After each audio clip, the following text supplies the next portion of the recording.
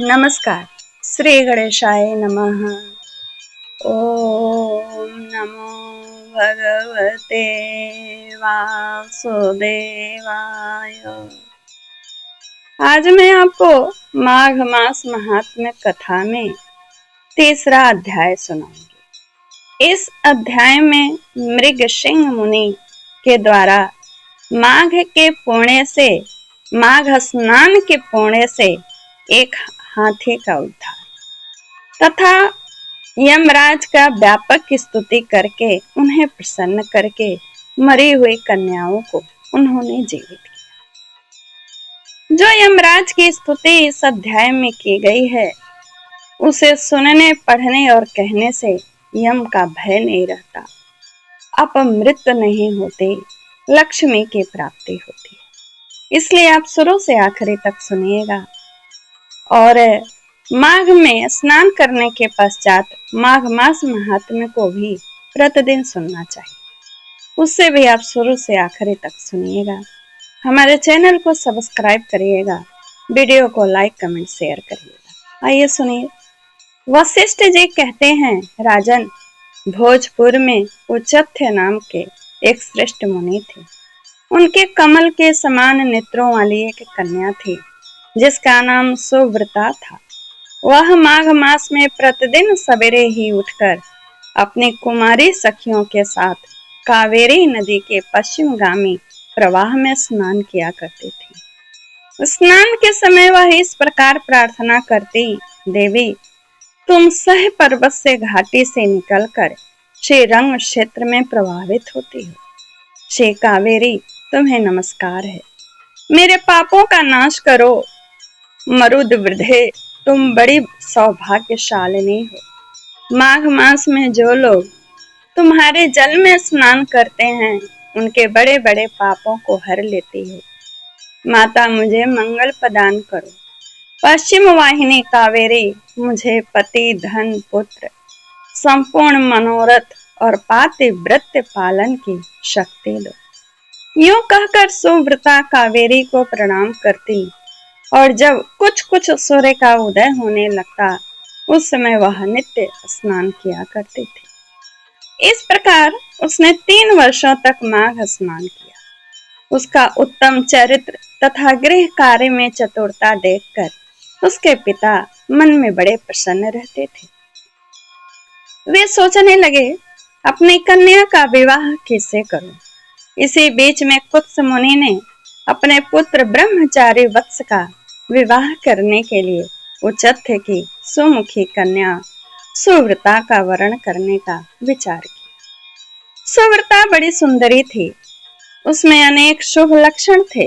वह बाहर भीतर से शुद्ध तथा निरोगी थी। उस समय उसकी कहीं तुलना नहीं थी। वत्स मुनि ने उससे विवाह करने की अभिलाषा की।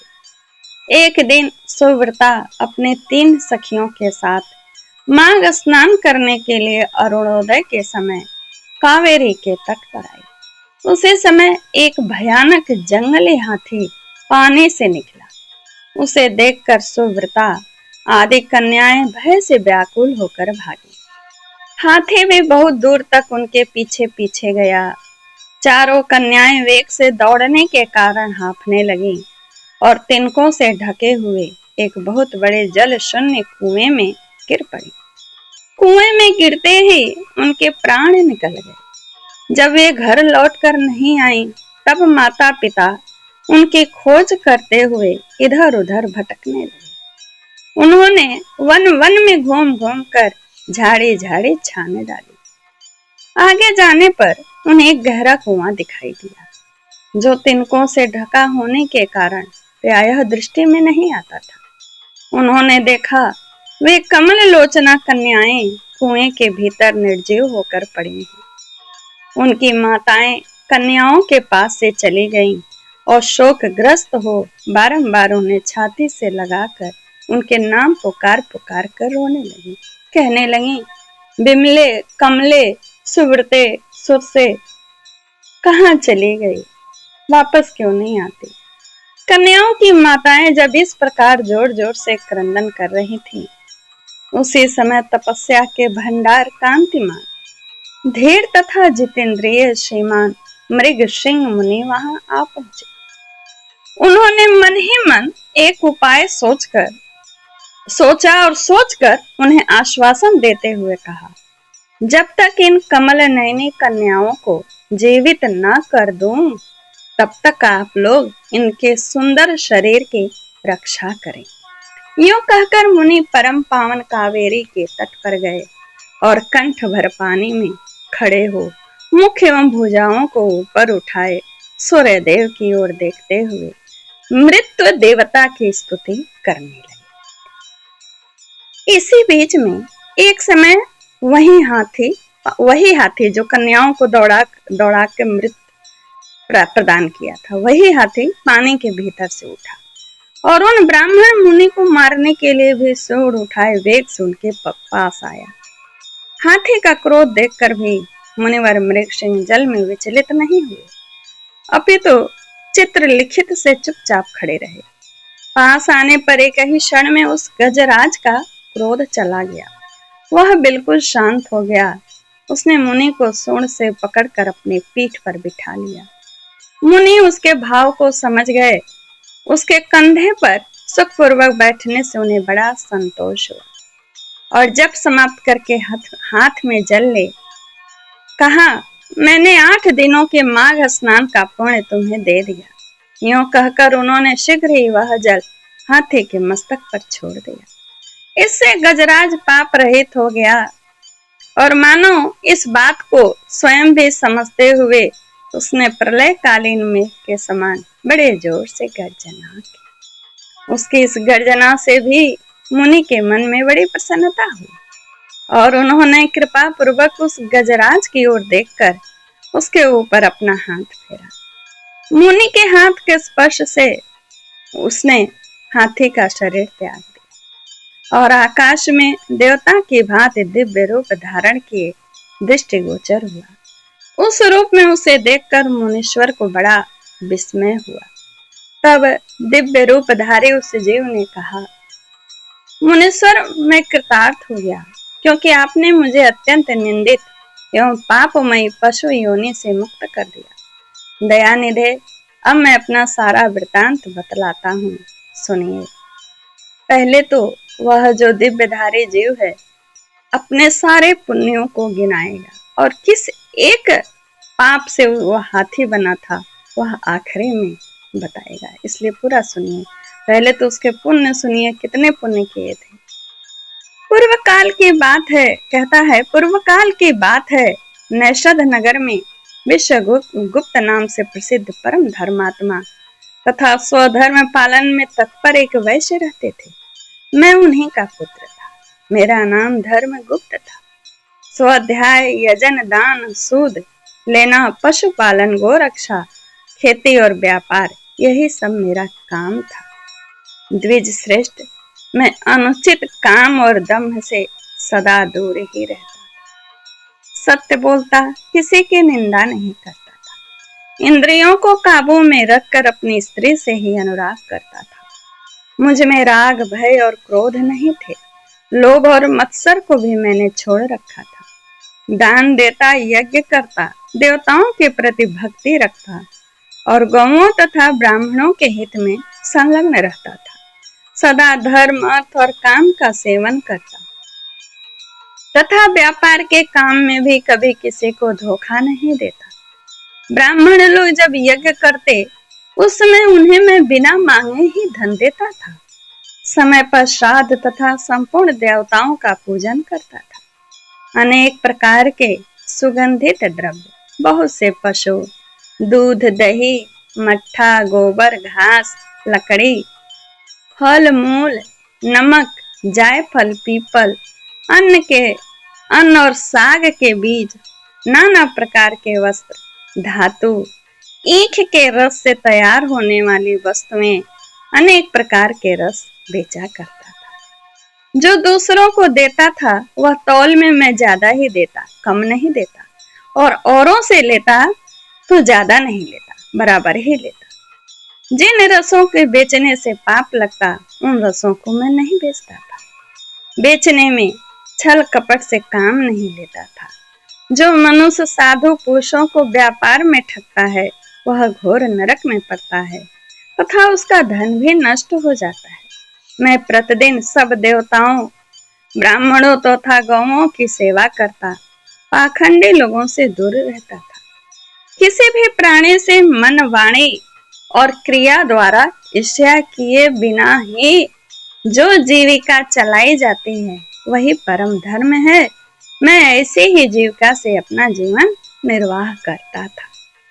इस प्रकार धर्म के मार्ग से चलकर मैंने 1 करोड़ स्वर्ण मुद्राओं का उपार्जन किया। मेरे एक ही पुत्र था जो संपूर्ण गुणों में श्रेष्ठ था।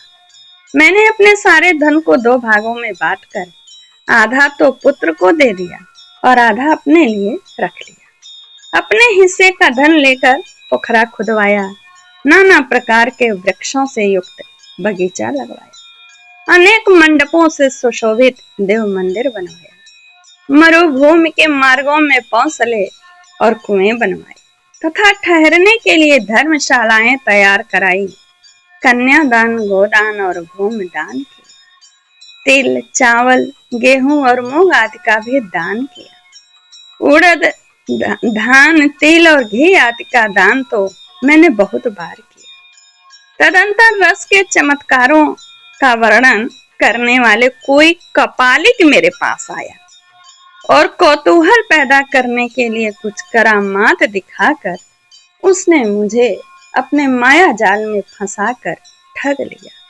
उसके करतूते देखकर उसके प्रति मेरा विश्वास बढ़ गया और रसवाद, चांदी, सोना आदि बनाने के नाम पर मेरा सारा धन बर्बाद हो गया।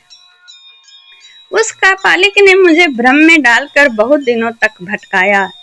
उसके लिए धन दे देकर मैं दरिद्र हो गया। माघ का महीना आया और मैंने 10 दिनों तक सूर्योदय के समय महानदी में स्नान किया, किंतु बुढ़ापे के कारण इससे अधिक समय तक मैं स्नान का नियम चलाने में असमर्थ हो गया।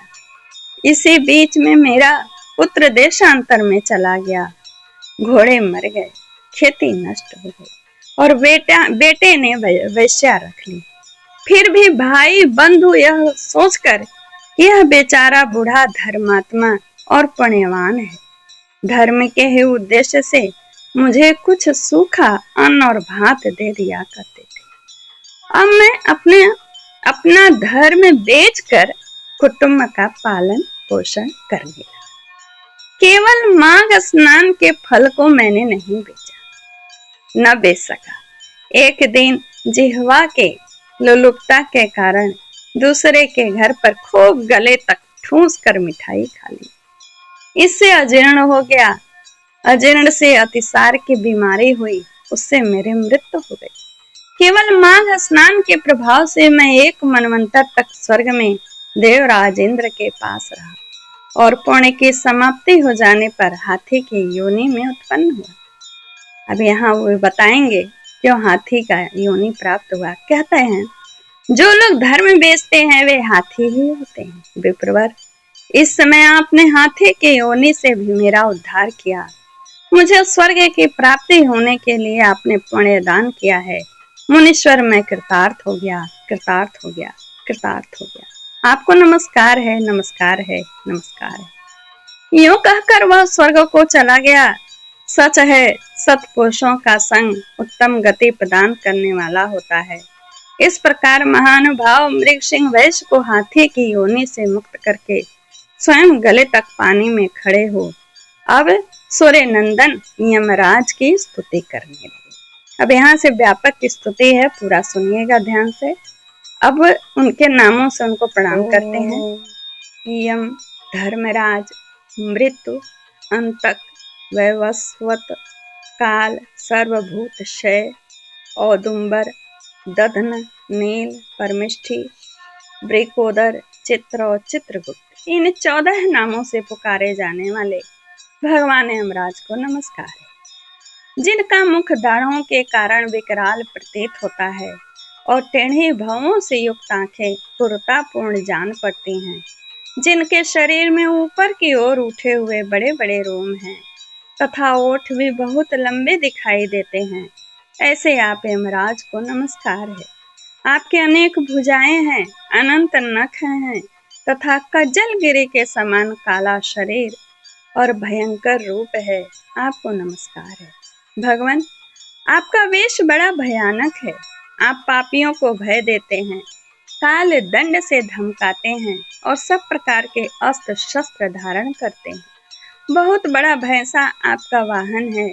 आपके नेत्र दहकते हुए अंगारों के समान जान पड़ते हैं। आप महान हैं। मेरू पर्वत के समान आपका विशाल रूप है। आप लाल माला और वस्त्र धारण करते हैं। आपको नमस्कार है।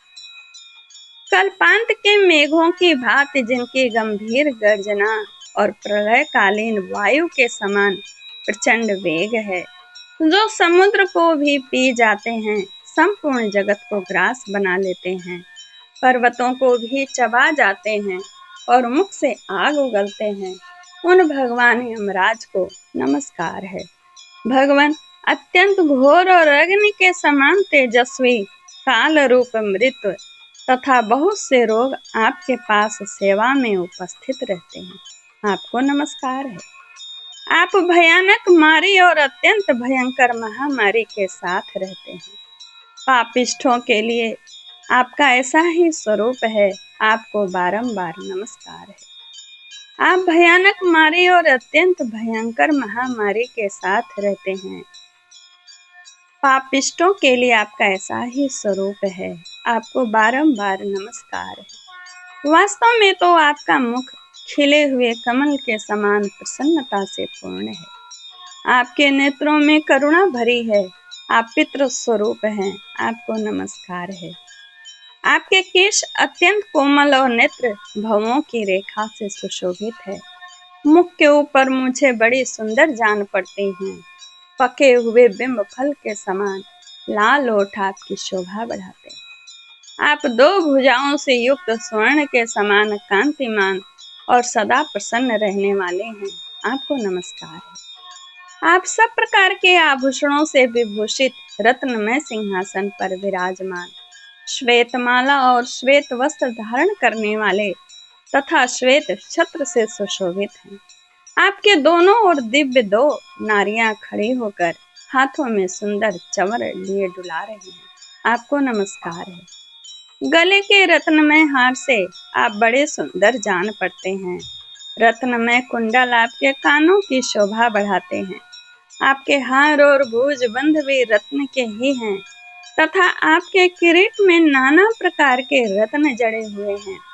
आपकी कृपा दृष्टि सीमा का अतिक्रमण कर जाती है। आप मित्र भाव से सबको देखते हैं।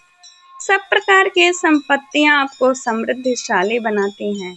आप सौभाग्य के परम आश्रय हैं तथा धर्म और अधर्म के ज्ञान में निपुण सभासद आपकी उपासना करते हैं।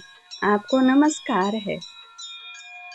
संयमनीपुरी की सभा में शुभ्र रूप वाले धर्म शुभ लक्षण सत्य चंद्रमा के समान मनोहर रूपधारी शम, दूत के समान उज्ज्वल दम तथा वर्णाश्रम जनित विशुद्धाचार आपके पास मूर्तिमान होकर सेवा में उपस्थित रहते हैं। आपको नमस्कार है। आप साधुओं पर सदा स्नेह रखते, वाणी से उनमें प्राणों का संचार करते, वचनों से संतोष देते और गुणों से उन्हें सर्वस्व समर्पण करते हैं। सज्जन पुरुषों पर सदा संतुष्ट रहने वाले आप धर्मराज को बारंबार नमस्कार है। जो सबके काल होते हुए भी शुभ कर्म करने वाले पुरुषों पर कृपा करते हैं, जो पुण्य आत्माओं के हितैषी सत्पुरुषों के संगी, संयमनीपुरी के स्वामी, धर्मात्मा तथा धर्म का अनुष्ठान करने वालों के प्रिय हैं, उन धर्मराज को नमस्कार है। जिसकी पीठ पर लटके हुए घंटों की ध्वनि से सारी दिशाएं गूंज उठती हैं तथा जो ऊंचे ऊंचे सींगों और फुंकारों के कारण अत्यंत भीषण प्रतीत होता है, ऐसे महान भैंसे पर जो विराजमान रहते हैं तथा जिनकी 8 बड़ी बड़ी भुजाएं क्रमशः नाराज, शक्ति, मुशल, खड्ग, गदा, त्रिशूल, पाश और अंकुश से सुशोभित हैं, उन भगवान यमराज को प्रणाम है, जो 14 सत्पुरुषों के साथ बैठकर जीवों के शुभाशुभ कर्मों का भली भांति विचार करते हैं, साक्षियों द्वारा अनुमोदन कराकर उन्हें दंड देते हैं तथा संपूर्ण विश्व को शांत रखते हैं। उन दक्षिण दिशा के स्वामी शांत स्वरूप यमराज को मेरा नमस्कार है, जो कल्याण स्वरूप भयहारी शौच संतोष आदि नियमों में स्थित मनुष्यों के नेत्रों को प्रिय लगने वाले सावरणी शनैश्चर और वैवस्वत मनु इन तीनों की माता के सौतेले पुत्र विवस्वान यानी सूर्य देव के आत्मज तथा सदाचारी मनुष्यों को वर देने वाले हैं, उन भगवान यम को नमस्कार है। भगवान, जब आपके दूत पापी जीवों को दृढ़ता पूर्वक बांधकर आपके सामने उपस्थित करते हैं, तब आप उन्हें यह आदेश देते हैं कि इन पापियों को अनेक घोर नरकों में गिराकर छेद डालो, टुकड़े टुकड़े कर दो, जला दो, सुखा डालो, पीस दो। इस प्रकार की बातें कहते हुए यमुना जी के ज्येष्ठ भ्राता आप यमराज को मैं प्रणाम करता हूँ। जब आप अंतक रूप धारण करते हैं, उस समय आपके गोलाकार नेत्र किनारे किनारे से लाल दिखाई देते हैं। आप भीम रूप होकर भय प्रदान करते हैं। टेढ़े भवों के कारण आपका मुख वक्र जान पड़ता है। आपके शरीर का रंग उस समय नीला हो जाता है तथा आप अपने निर्दयी दूतों के द्वारा शास्त्रोक्त नियमों का उल्लंघन करने वाले पापियों को खूब कड़ाई के साथ धमकाते हैं। आपको सर्वदा नमस्कार है, जिन्होंने पंच महायज्ञों का अनुष्ठान किया है तथा जो सदा ही अपने कर्मों के पालन में संलग्न रहते हैं। ऐसे लोगों को दूर से ही विमान पर आते देख आप दोनों हाथ जोड़ आगे बढ़कर उनका स्वागत करते हैं। आपके नेत्र कमल के समान विशाल हैं तथा आप माता संज्ञा के सुयोग्य पुत्र हैं। आपको मेरा प्रणाम है, जो संपूर्ण विश्व से उत्कृष्ट निर्मल विद्वान जगत के पालक ब्रह्मा विष्णु तथा शिव के प्रिय, सबके शुभाशुभ कर्मों के उत्तम साक्षी तथा समस्त संसार को शरण देने वाले हैं, उन भगवान यम को नमस्कार है। वशिष्ठ जी कहते हैं, इस प्रकार स्तुति करके मृगसिंह ने उदारता और करुणा के भंडार तथा दक्षिण दिशा के स्वामी भगवान यम का ध्यान करते हुए उन्हें साष्टांग प्रणाम किया। इससे भगवान यम को बड़ी प्रसन्नता हुई। वे महान तेजस्वी रूप धारण किए मुनि के सामने प्रकट हुए। उस समय उनका मुख कमल प्रसन्नता से खिला हुआ था और किरीट हार केयूर तथा मणिमय कुंडल धारण करने वाले अनेक सेवक चारों ओर से उनकी सेवा में उपस्थित थे। यमराज ने कहा, मुने, मैं तुम्हारे इस स्तोत्र से बहुत संतुष्ट हूँ और तुम्हें वर देने के लिए यहाँ आया हूँ। तुम मुझसे मनोवांछित वर मांगो, मैं तुम्हें अभिष्ट वस्तु प्रदान करूंगा। उनकी बात सुनकर मुनीश्वर मृगसिंह उठकर खड़े हो गए। यमराज को सामने उपस्थित देख उन्हें बड़ा विस्मय हुआ। उनके नेत्र प्रसन्नता से खिल उठे। कीर्तांत को पाकर यानी अपने कार्य की सफलता को पाकर वे बड़े प्रसन्न हुए। हाथ जोड़कर कहा, भगवान, इन कन्याओं को प्राण दान दीजिए। मैं आपसे बारंबार यही याचना करता हूँ। मुनि का कथन सुनकर धर्मराज ने अदृश्य रूप से उन ब्राह्मण कन्याओं को उनके शरीर में भेज दिया। फिर तो सोकर उठे हुए की भांति वे कन्याएं उठ खड़ी। अपनी बालिकाओं को सचेत होते देख माताओं को बड़ा हर्ष हुआ। कन्याएं पहले के ही भांति अपना अपना वस्त्र पहनकर माताओं को बुला उनके साथ अपने घर गई। वशिष्ठ जी कहते हैं, इस प्रकार विप्रवर मृगसिंह को वरदान दे यम देवता अपने पार्षदों के साथ अंतर्धान हो गए। इधर ब्राह्मण भी यमराज से वर पाकर बड़ी प्रसन्नता के साथ अपने आश्रम को लौटे। जो मानव प्रतिदिन यमराज के इस स्तुति का पाठ करेगा, उसे कभी यम यातना नहीं भोगनी पड़ेगी। उसके ऊपर यमराज प्रसन्न होंगे। उसकी संतति का कभी अपमृत्यु से पराभव नहीं होगा।